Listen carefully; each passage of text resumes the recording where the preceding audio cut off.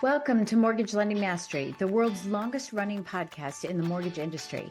I'm your host, Lady Jen Du Plessis, with over 4 decades of mortgage, real estate, and financial services experience, providing the knowledge you need to advance your mortgage practice quickly and efficiently. Well, welcome everybody. Welcome. We're sitting here chatting in the green room, so to speak. Happy to have you on the show today. I'm Lady Jen Du Plessis, your hostess with the mostest. I don't think I've ever said that on any of my shows. All 3 of my shows in all the 14 years, I don't think I've ever said that. Well, anyway, happy to have you all here. Thank you for taking time out of your busy day to listen in. We are so excited. Today, our guest is Betsy Pepine. She is a best-selling author, speaker, and serial entrepreneur in the real estate business, which I love. I cannot wait. Her brokerage firm, Pepine, I don't know why I said petite, Pepine Realty is named in Inc. 5000's fastest growing private company in the United States multiple times, and she's earned spots in the top 50 Florida companies to watch.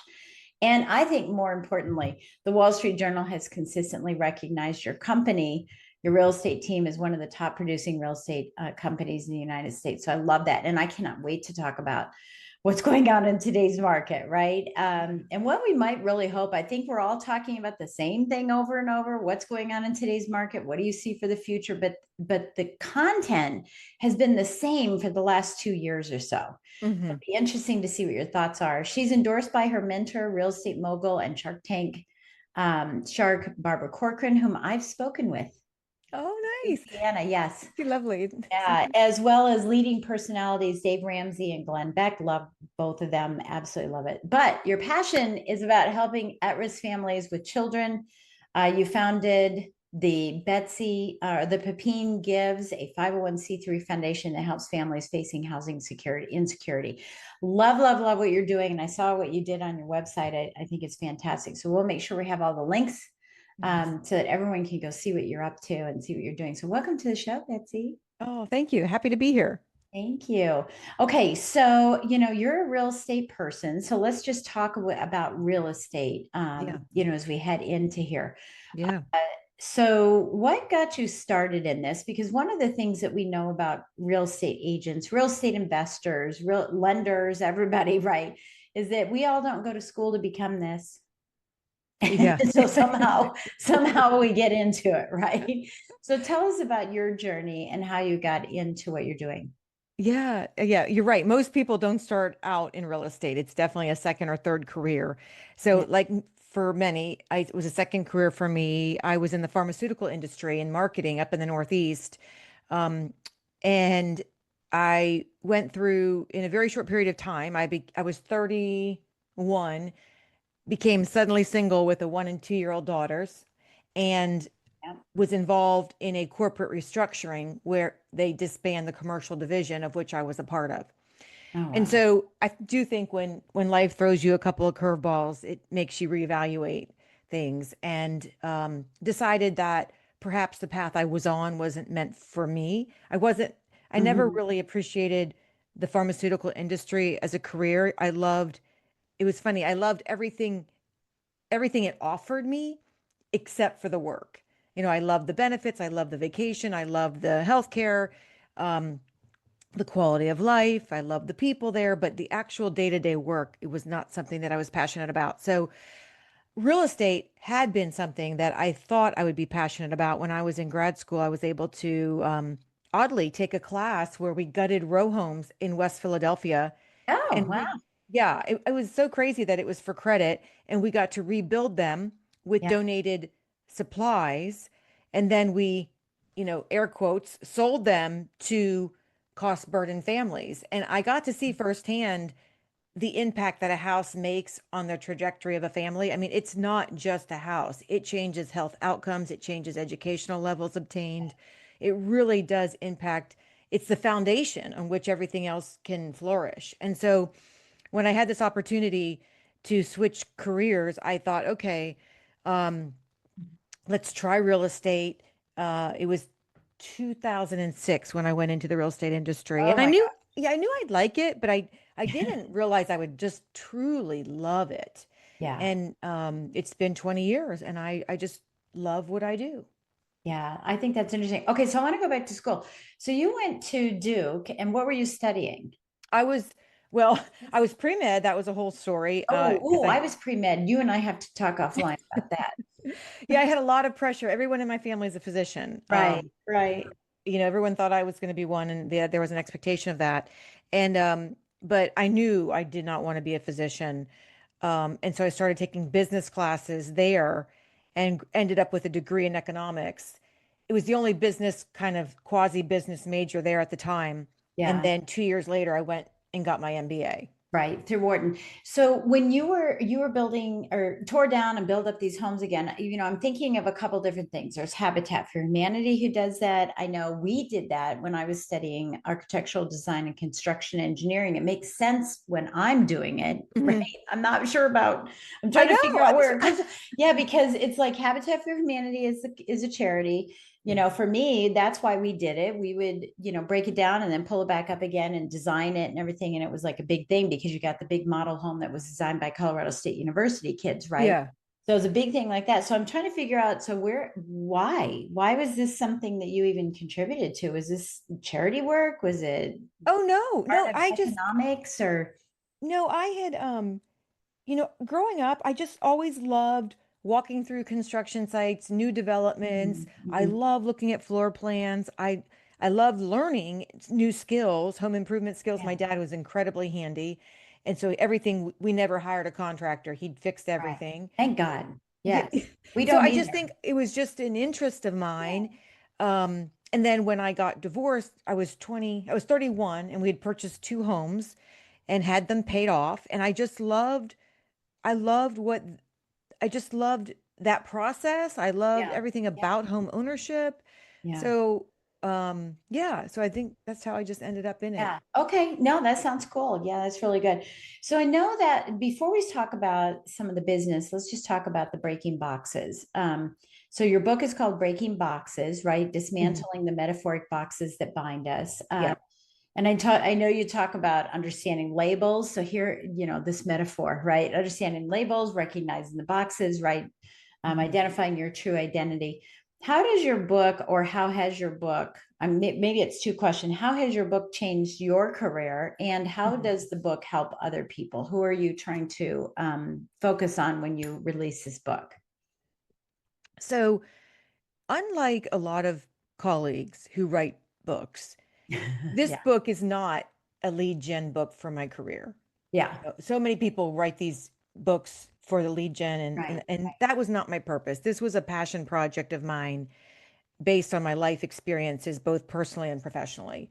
And so I was not expecting it to have any impact on my career. yeah. It was your manifesto, and that, Yes. And people say, well, why did you decide to write it? And I said, this book was birthed. It was coming. It was right, right. I had no choice. right. And so, I Yeah, mean, it has been very nice because a lot of my client base and my sphere have read the book and they have reached out to me and shared with me their own stories, and they've told me anecdotally they feel like they know me so much better because it's such a different spin yeah. on what they know, the one that I The present work to. person. Yeah, Yeah. And yeah, so it's created a lot more connection for me and meaningful relationships, which is what I value most in life. So yeah, it's yeah, been wonderful in that way. But yeah. it definitely isn't something where I'm like tracking it for sales or ROI or how's it Right, impacting my real estate right, right, business. right, right. Um, Yeah. but I Okay. think it's definitely helped because Of in real estate, we put people in boxes all the time. I mean, Yeah, it's human. We all do it. But in yeah, real estate in particular, but you were dealing with so many people, you have to kind of assimilate information and kind of ascertain and make some assumptions, sometimes not so good. And so I think it's brought greater awareness of the times that we do put people in boxes that we really have no right undoing, and maybe we're being very yeah. we're shortchanging ourselves and them by doing so.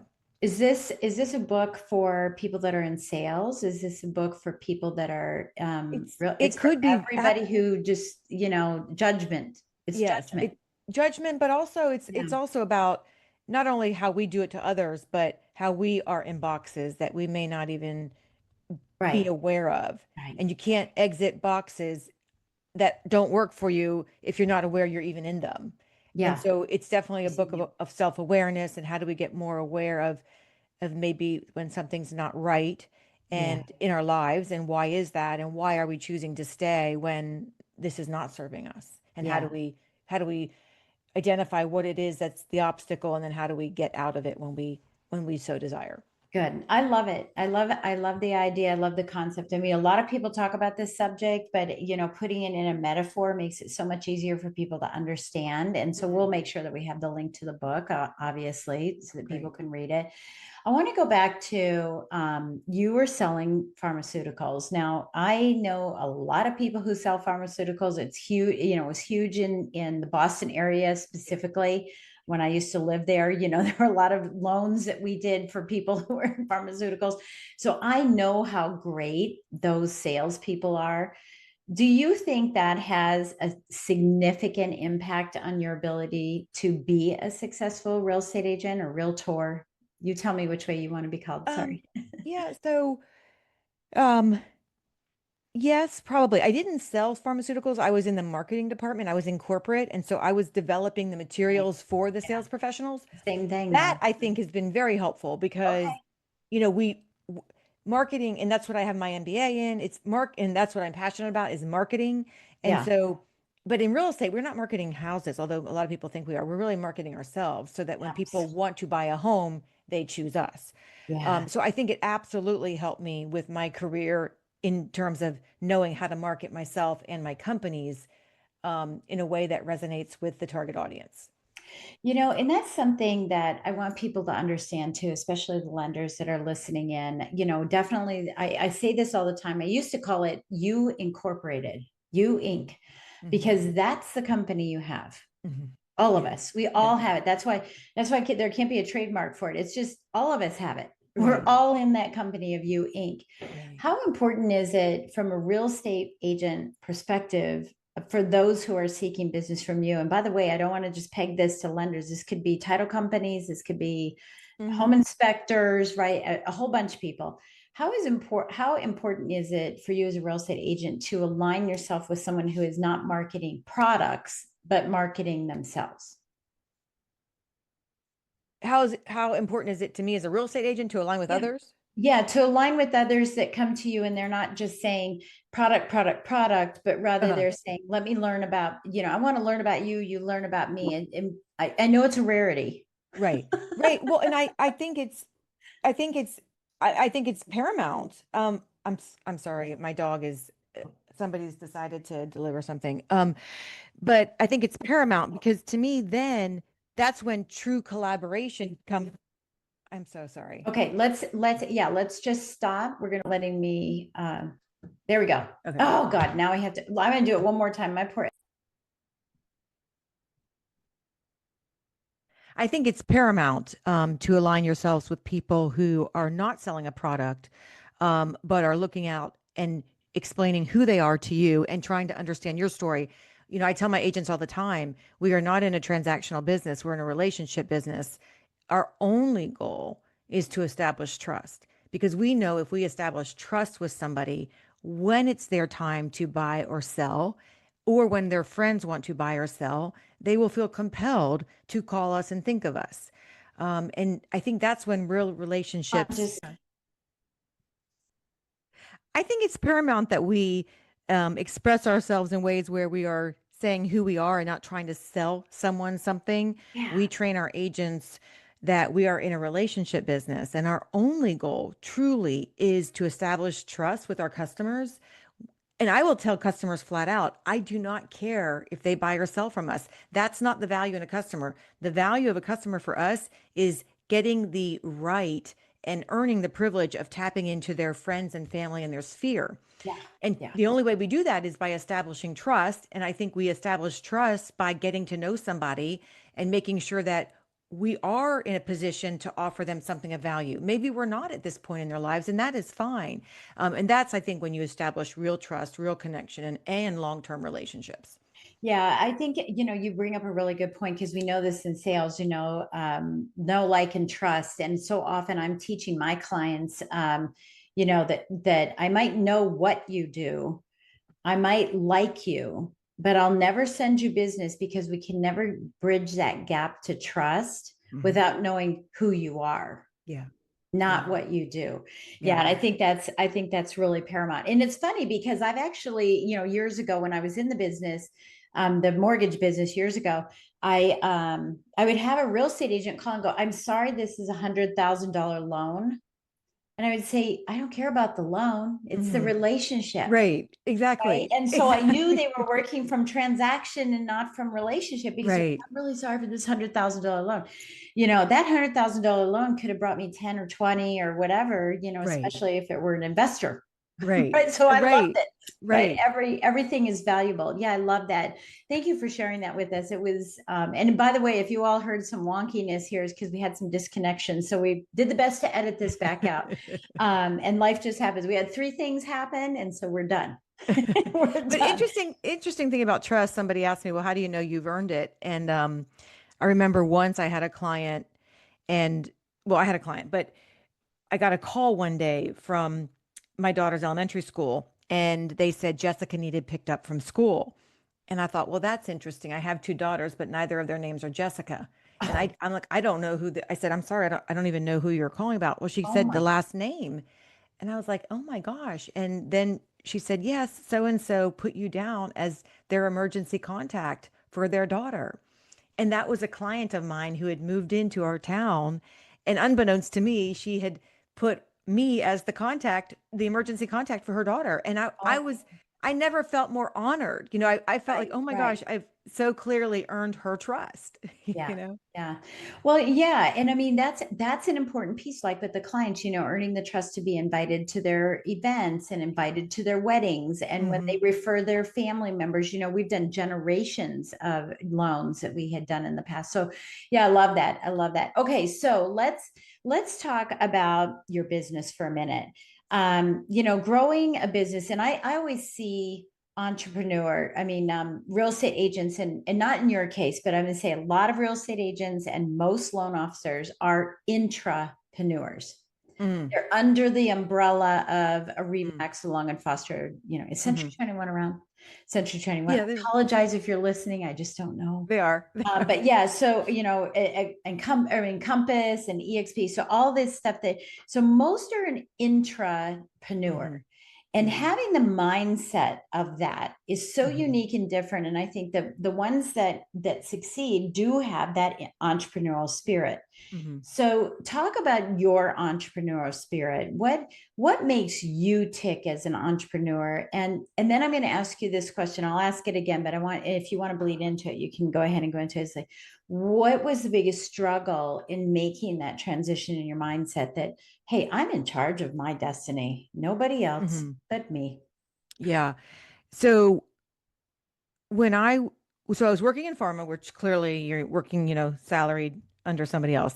I never liked the fact that I knew at the start of every year how much I was getting paid. That always bothered me. Oh, interesting. Yeah, it just was, I mean, it wouldn't matter how Well, because hard I you worked. have a cap. There's a Right, I cap. have a cap. And that bugged me to no end. Yeah. And so then I went into real estate and I did it strategically, but when I got into real estate, for me, the most valuable thing, the most important thing for me for my first 2 years was getting solid education. And when I interviewed around, where I felt like I would get the best education was through a franchise. So I joined a franchise Right, right. and that served me very well.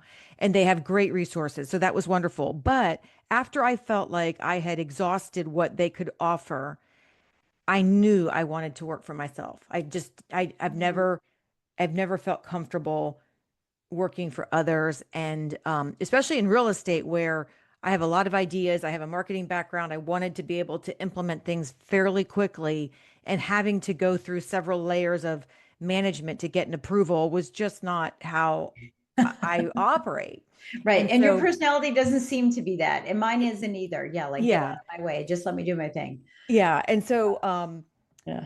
So that's how I did that. I started my own brokerage. I started my own title company. I started my own real estate school. I started my own property management company. Now, when I got my LO license and I started doing mortgage, I did buy the first round. I did buy into a Motto mortgage franchise, and I had that for 5 years. But I Oh, did okay. Yeah, I yeah. did close that again. I don't like working under some kind of big umbrella, and now I just have preferred lenders in my office.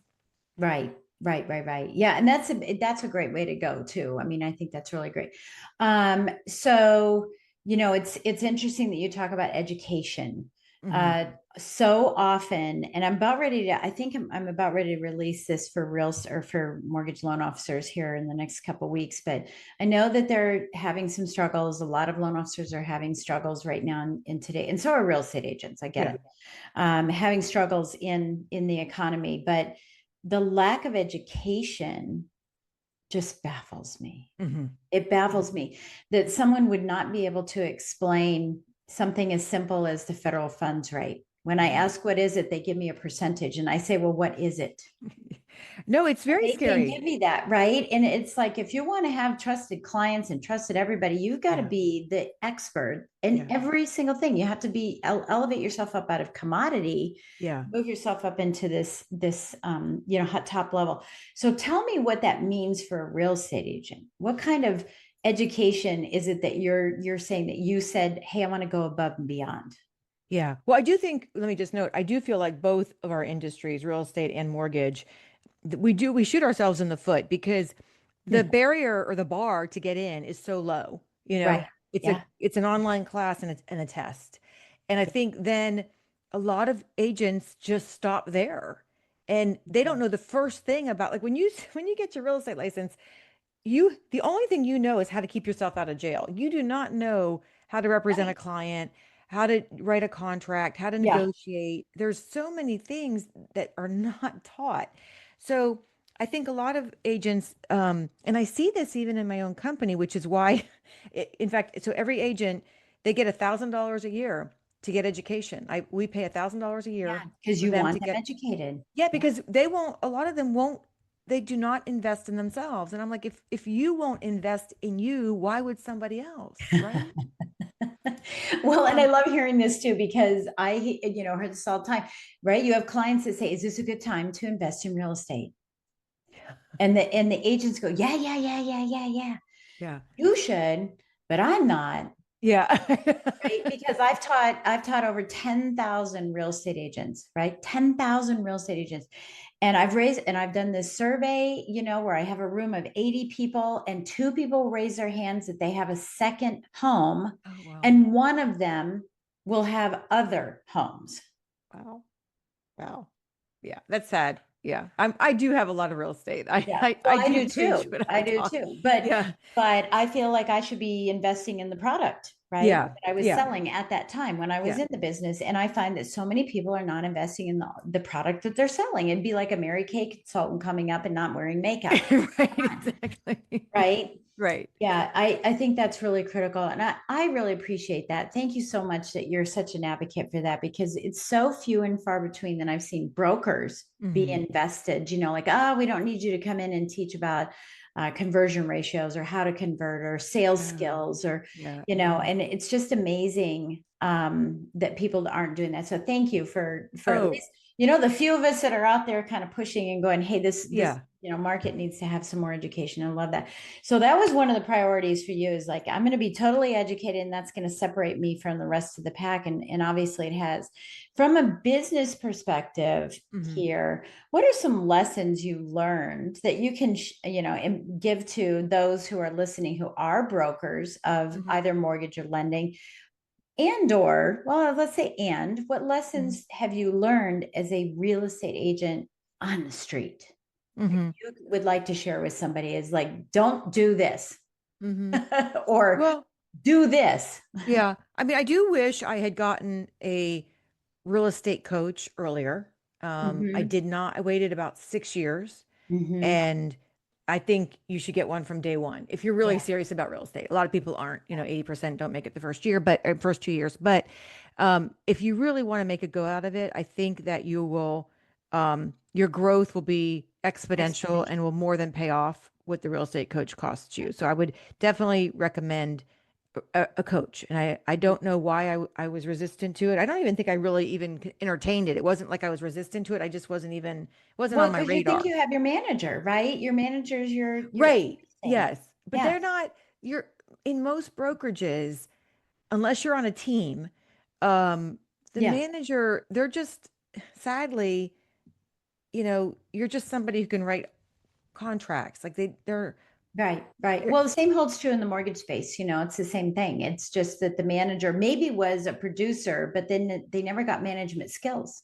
yeah. So all they're doing is telling you to duplicate the exact same way they did it. Right, right. Yeah. So I think you definitely need somebody who wants to help you build your own business underneath that umbrella. So Yeah. I would absolutely invest in a coach. And then I would also seek out, and I tell my agents this all the time, but either join or form your own mastermind groups. I always recommend, and that's why we give them the $1,000 because we want them to go outside our market, meet new people in other geographical areas that don't view you as competition, but will view you as a great referral source and get your training there. Because you will learn so much but from other people in other areas of the country. You'll see trends that may be coming here that that haven't, trends kind of come from the Yeah. Northeast and the West. Um, and so you'll see things that you just won't see if you stay in town or just do training online. So I would recommend that. And then the mastermind groups are key in getting people in, different areas of the country. And then finally, I would recommend, in addition to masterminds, which are kind of like your colleagues, but getting some mentors. I like a mentor in every one of my like core values. So in my career, in my spiritual life, in my health journey, in my finances. But if you're going to make real estate a career, I would definitely get a mentor. And there's mentors, like two different types of mentors. There's a mentor where there's maybe somebody in your market, or in an adjoining market that's a couple steps ahead of you that you can Mhm. emulate, you can watch, you can see, you can maybe take to lunch. And then there's the mentors that are, leaps and bounds ahead of you. So it's a much more, maybe a 5 year, 10 year mentor. That's kind of like what Barbara Corcoran is to me, way out there in the future. But, Yeah. I see her, I meet with her, I can see myself, like she gives me validation that it could become true for me too. So I just highly encourage masterminds and mentorship. Yeah. I love that. I love that. I used to do masterminds too. Well, I still do. I mean, I'm a mastermind, certified mastermind leader, but I used to do masterminds when I was a loan officer. I did them with other brokers to Mm, find out what other broker, yeah, well, and again, I was in lending, but I would bring all the brokers in and I'd had them be far enough apart that they weren't, in direct competition. Some knew each other, some didn't, but it yeah, was really great because they were sharing some of the struggles and challenges and successes that their agents were having. And it was really cool. And so often I think that everyone hides everything. yeah, You're not going to get up in here and see what I've got yeah, going on because you're my competition. But, this yeah, collaboration is so much more powerful than that. yeah. And I think we just have to let our guard down and, be vulnerable. And here's the other thing. If you're in a mastermind with someone who sends you a contract, you're like, I trust them. Right. Exactly. It's so much easier to negotiate a contract as Yeah. well. Yeah. Okay, I love that. So start your own mastermind. I do business circles now. That's what I do now. And I don't call them masterminds, they're just business circles. But I Mm-hmm. bring everyone in who has business ideas that I want to know. So if I want to know more about social media, I'll bring social media person into a business, right? Mm, yeah. I know the other people want to know that too. If I need help with, financial pieces, attorneys or whatever, I'm going to bring Yeah. them in. If I need someone who's going to help me with employees, I'm going to bring them in. So great idea. Absolutely Amazing. great idea. What's the biggest, walk us back to the biggest mistake you made in starting not your real estate business, but your real estate brokerage? Where's your biggest mistake? Um, my biggest mistake to date is not having the courage to rehome people when I knew it was time to rehome them. My coach has always said, the minute you start thinking, are they a good fit? It's it's already too late. Like they need to go. And I tend to in the past, and I'm working on it, tend to hold out um, in the hopes that things change, they see the light, the problem will go away, and or I want them to leave on their own because it's been a long-term relationship and I don't want to Feel like you're um pushing. Yeah. yeah, Yeah. yeah. And so I that has cost me a lot. Wow. It's like a cancer in your company. And I think it would, ripping off the band-aid, I think is absolutely the better way to go. And in the past, I have not been quick enough, I don't think, to rip off that band-aid. And it's an awareness of mine. I'm trying to get better at that. But that is definitely probably the biggest Yeah, and thing. I think to speaking, well, now I forgot what I was going to say about it, but yeah, what is the phrase? Quick is slow to hire, quick to fire, right? Yeah. Yeah, and I think that we all just think, well, we're friends, I don't want to hurt them or whatever, but I say this 1,000 times on these shows, right? Is that if our business is a ladder that's against a wall and we're going up those rungs, there are just people that are holding us back. Hmm. They're the anchor to our success, and we Yeah. love them. I mean, they're wonderful, but they're wonderful for that rung on the ladder, Right. but not this rung on the ladder, and what Right. the needs are. And it's not always the money. The money as the rungs, but also just the personal growth as the Hmm. rungs. Oh, right. And the direction you want to take your company. Yeah. That's And been if huge. they're And fighting it, they're that cancer in your business. We right. have always done it this way, and why do we have to do this? And I've never had to do that before. Why now? Right. All those. Yeah, I think of it like we're rowing in a boat and somebody's put their oar in Yeah, just perpendicular. going. Mm-mm. Right. And it's very yeah, it's it's very painful. So yeah, so that would be my biggest Yeah. mistake. I read a great book called Dr. Henry McLeod, Necessary Endings. Oh, okay. Excellent book, and it reframed endings for me because I always Yeah. prior to that I would look at endings as failure. And Ooh, he's like, yeah. no, necessary endings. Some relationships are meant to be short term, medium term, long term. It doesn't mean Hmm. it was bad. It doesn't have to end poorly. It means it served its purpose for both parties, and then you agree to move on. And it's like he compares it to pruning back a shrub so that it can flourish. So that it can grow. Absolutely. Right. And So I that's helped totally, me. yeah, yeah, I totally know. It's the same as you go into a relationship. A lot of people go into relationships without any expectations. They haven't declared or, brought the expectations forward. I mean, one of the things I used to do is say, hey, look, we're gonna talk today and we're gonna see if, both in relationships and in well, how do I say this? Both in employees on your team as well as relationships that you have, referral relationships and whatnot, is walking into the relationship and rather than assuming, is saying, hey, look, let's have this conversation. You may decide not to work with me, and that's okay. You may Hmm. decide to work with me, and that's Hmm. okay. Right. However, I may decide not to work with you. Is that Right. okay? Right. Right. And so that we have that understanding. A girlfriend of mine, Maris Siegel, she always says, oh God, she always said, expectations without agreement leads to resentment. Mm, true. Right. Love So it. expectations without agreement, it's just that we just have expectation. Well, I expected them to do better. I expected them to show up on time. I expected them to communicate with me. But if we don't have that agreement, it just creates resentment and resilient, or resentment. Yeah. I hope I didn't say resilience in that. So I hope everybody knows that. Yeah, that's great. I love it. Yeah, it's such a great quote, and I'm constantly talking to her about those things. I had another person today that I didn't have agreement with. I thought I did, but it was in my head, Right. right? And I Right. think this filters its way all the way through business. So what did you do right? We got okay. This is the struggle I had. How did Yeah. your business go crazy? Because people want to hear this. Business owners want to hear this. It doesn't matter what they're doing in their business, what line of business, but where are some of the successes when you look back, you go, oh, because of that decision, Hmm.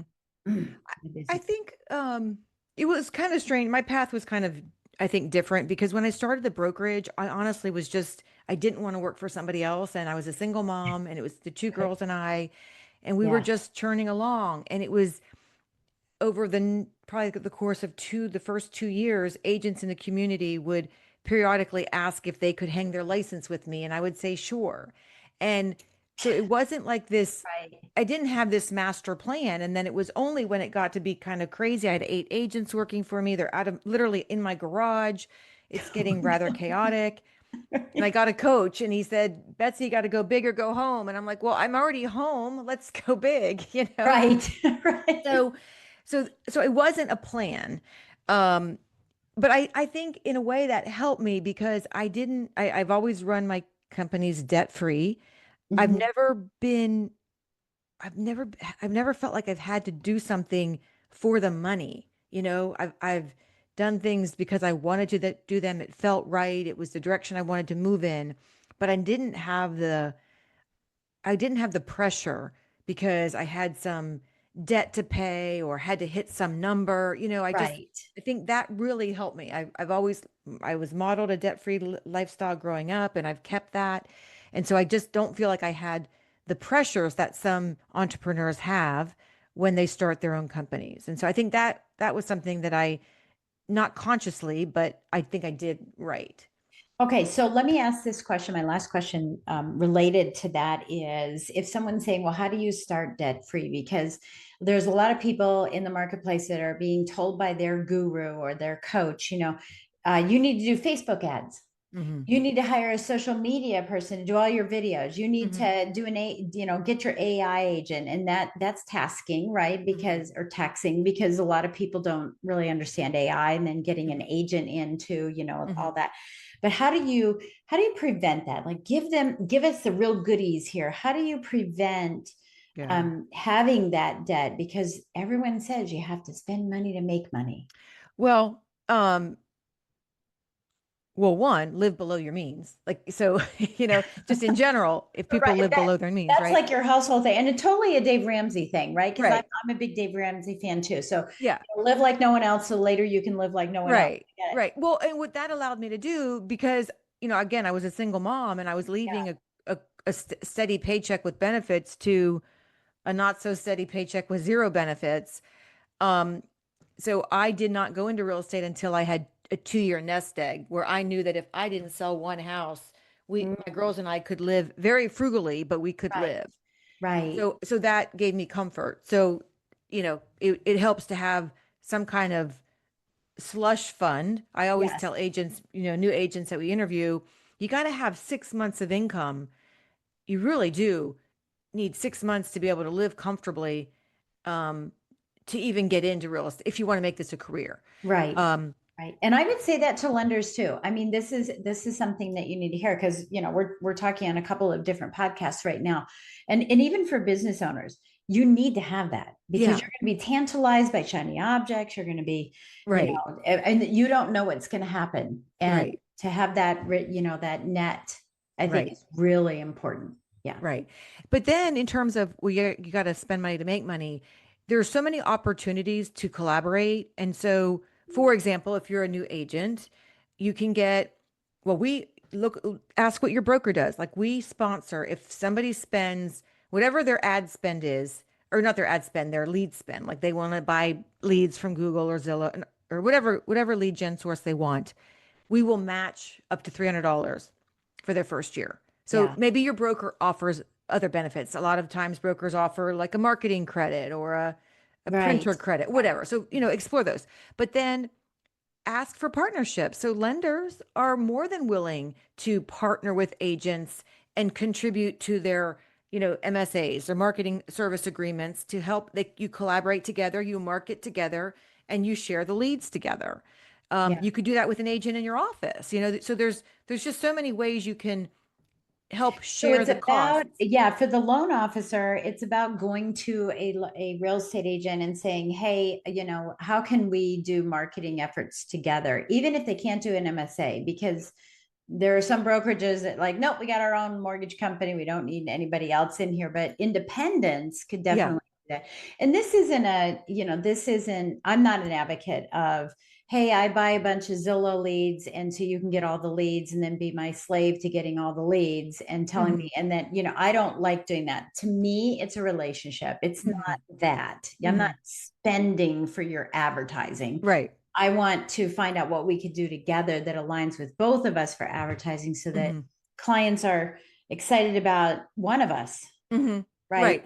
Yeah. And I do agree with that. But what we've also seen is the conversion for a mortgage officer is higher than a realtor. So they can convert leads we can't. So they Yeah. take our leads and they close the loan, but they chose another agent, even Yeah. though it was our Yeah. lead. So there is sometimes there is it could be a win-win. But yes, Yeah. we definitely give our preferred lenders our clients, but then they also, if they want, they can go after all these leads we're buying and try to convert them as Right, well. right. Yeah, I'm speaking to it as the only thing in the Oh relationship. yeah, yeah, yeah, And yeah. that Yeah. and Oh that yeah, no, is no, what a no. lot of realtors do is they say, "Hey, lender, well, hey, if you just pay for my stuff, I'll give you all my business." Well, they don't have any Right. business to begin with. Right. So Right. it's not that's what I'm Right. talking about. And then because I had my own situation like that years ago, where Right. I got tons of leads and nothing Right. closed because these were all just looky-loos. Right. Yeah. But then like you can also, like if you farm a neighborhood, Mhm. we farm one neighborhood in particular, we farm it. Well, the business people in that neighborhood want to be involved Yeah. because they wish they farmed it. And so maybe they buy, like we do a pizza night. Some of them, some people, sometimes the business owners will sponsor the pizza night. So we're hosting the pizza night, but they're paying for the pizza night. Oh So yeah, no there's question. just, yeah, or you have a And newsletter and they're people, there, they're there, right. and everyone's doing the right thing to highlight and spotlight that sponsor. I've sat at some broker opens with just like a bump on a log, and the agent didn't do anything right, and it was my fault too, no Yeah. question. Yeah. But it's again Right. expectations without agreement, Right. right, creates resentment. and Right. and I was like, well, I'm never going to do a broker open with them again. But I never said that, hey, look, when could you introduce me to people Right. who come in, Yeah, right? yeah. I Can't mean, assume. this is what's so great about that quote. Thank you, Maris. Yeah. Yeah, I Seagulls. love it. I wrote it Um, down. right, and But so I always think to myself, and I tell my agents too, somebody wants access to your database and yeah, is willing to pay for it. So when you're first starting out, who might those people be? Who would like to know all the names of people moving into to your community, right? There's a lot of different vendors out yeah, there that would love access to that your right, database, and yeah. they would be willing to help you. Yeah.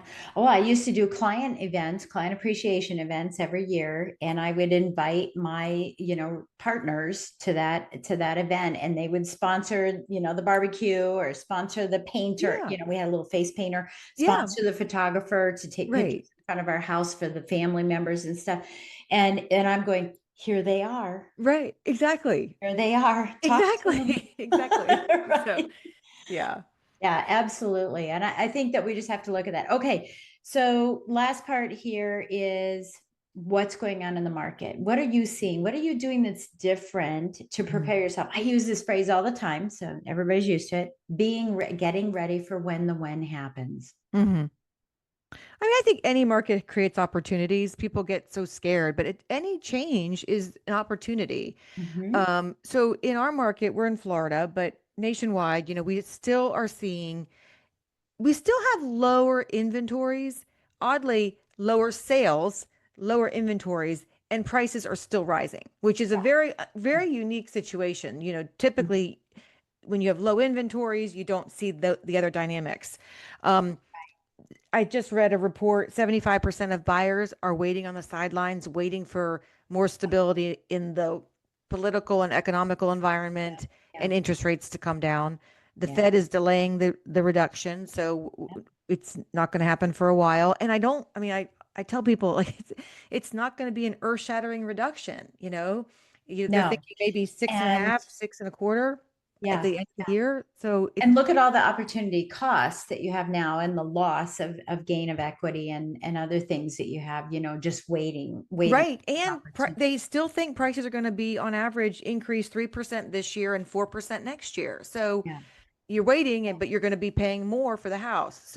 Right. Um, So It's yeah, just, so I think it honestly still is a good time to buy. I would definitely look at different price points. Like we've got in our area, the luxury market is is very saturated, but the median price point flies off the market. You yeah. know, Isn't our that median. interesting? Because where I live, you're down in Florida, I'm in Virginia, in Loudoun County. We're the wealthiest county in the United States.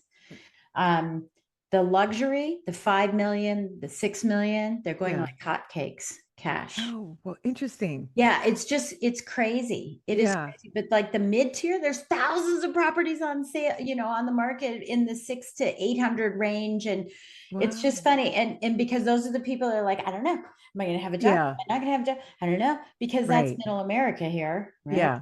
Yeah, so they're just kind of confused about what's Yeah. happening. And I know as a real estate investor myself, I'm on the sidelines. Yeah. The sidelines going, okay, which angle am I going here? It's like someone's coming after me in a football game, right? And I'm going, oh, which angle, and I'm trying to figure out which angle I'm going to go after. Yeah. But everybody, there's a lot of real estate investors that are just waiting right now Yeah. to see what's going to happen. They're taking action, Yeah. but they're waiting for the right opportunity at the right place. Not so much, I'm just a fix and flipper. I'm Yeah. just, a tax lien person. They're just kind of waiting for all these different opportunities. Yeah. Yeah, and I think that that's important. And I've got more questions. I said that was going to be the last question. So, and I hope you notice, I don't look at any questions. These are all curiosity things. Mhm. Um, is how much do you put into, the, how do I say this? Um, how much credence do you put in to life events for your clients Mhm. that spark action, right? I Mhm. usually call it being the straw that stirs the market, right? How much Yeah. credence do you put into life events rather than waiting and saying, well, when there's more on the market and when Mhm. rates drop, now I'll go out and I'll talk to people. Yeah. Well, I personally um put a lot of emphasis on life events. I tell my agents, um, so I define a life event as anything that you will remember in 5 years. Mhm. So the everybody remembers every house they ever lived in, when they bought it, when they sold it. And so Yes. that's a Yes. life event. Yeah. But that life event is always precipitated by another life event, which is causing the need to buy or sell a house. Yeah. And that is our real value. We are helping them through the stress and the uncertainty of managing those life events. And that's where our real value comes in. Yeah. Um, but in terms of our marketing, then that changes our marketing. We do our avatar. We are looking at people who got married, people who had children, people who are going through a divorce, people who are inheriting an estate. Right. Major life events that often require or see real estate transactions. We absolutely look at those kinds of events to Yeah. identify I people. think I think thank you for sharing that, because I tell this to my clients all the time, right? And I was just trying to find it as we were talking here about. I think it's 7 Ds, and I may not have them all, but one, you get your diploma. Mm-hmm. Two, you get a dog, Mm-hmm. Mm-hmm. right? Mm-hmm. Get your diploma. It's a dog or a diploma, dog, and this is out of order: Yeah. diapers, diamonds, death, Yeah. Divorce. right? And I'm Yeah. missing the other two. So you'll have Divorce. divorce. Thank you. Got divorced. And I think what I'm missing is the job, right? The Okay. job. So you get your dollars, you start making your dollars. Oh, So you have all of these life yeah. changes that we have to be looking at, all the time. And I created this 7 Ds, but I can't remember them all, because I've got a lot of those things. But yeah, I mean, that's really crucial. And I know that I found, in order to produce 100 million to 120 to 130 million dollars a year in the lending business, I didn't wait for rates. Mm-hmm. I didn't wait for realtors to call me with deals. Yeah. I went after the life events, Yeah.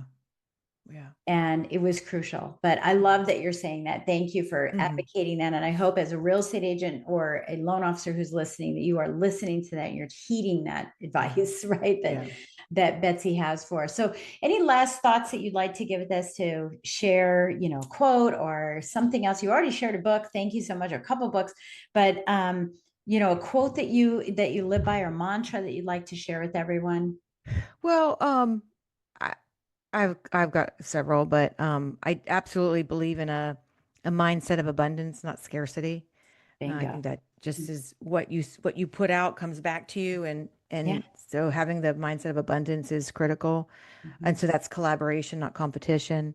I also love, I mean, my favorite word is next. It's, you know, I love learning the lesson and then moving on. And I think Mhm. a lot of agents, especially in their first 2 years, they get so caught up in the emotions of the industry. Mhm. And it's you can't take it personally, and you learn what you can learn. You did your best, and then you move on. Yeah. Um, and I'm just a big proponent of that. That's great. That's great. Yeah, you can't sit and wallow in it. Yeah. Yeah. Absolutely. Well, beautiful. Well, thank you so much for everything you give. Great business tips, great real estate tips. And those can be played on for the lenders as well, which I love. But thank you so much for all of this great wealth. And by the way, wow, just so great for you to have the success that you have. It's just an inspiration for anybody who's watching. And I would say go in and just follow her. I just, I mean, I have to follow her anyway because we're doing this, but I'm okay following her. But just continue to follow her. It's spectacular, Oh, thank what you. she has done. And so congratulations to all that beautiful success. Thank you. Thank you. Yeah, thank you. Okay, well, thank you for listening in, and be sure to rewatch this, re-listen to it, do it in slow-mo so you can take some notes, or do it faster, whatever works for you, but take action and do what's next, right? See, I Yeah. listen.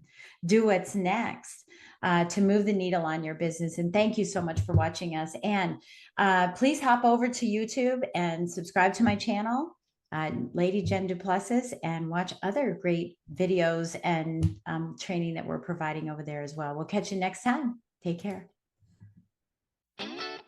Thank you for joining Mortgage Lending Mastery. If you found value in today's conversation and would like to get support, simply go to supportfromjen.com. That's supportfromjen.com, or reach out to me on social media. Keep watching and listening for more insider secrets, stories, strategies, and ideas to help you become a master in your business.